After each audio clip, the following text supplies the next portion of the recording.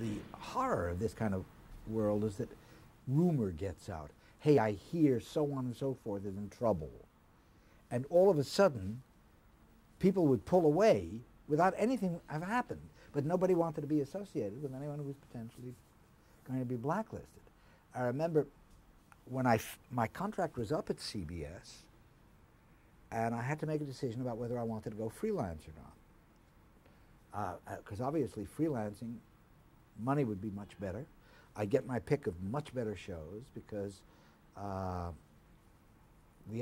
lot of the hour shows were only on NBC, Philco, Kraft Playhouse.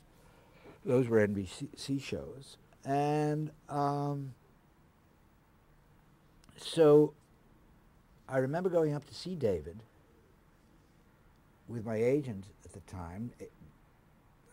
David was doing at least 2 one-hour shows a week. And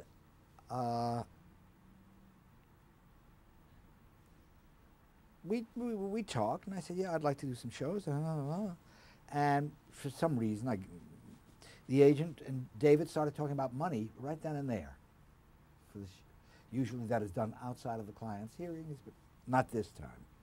They started talking about money, and Alden, the agent's name is Alden Schwimmer, he looked over at me, and I went, no.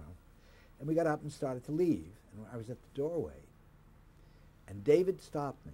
He said, Sidney, it's important that you do this show. Now, I don't remember whether it was Philco, I think it was Kraft, but at any rate, the agency was J. Walter Thompson.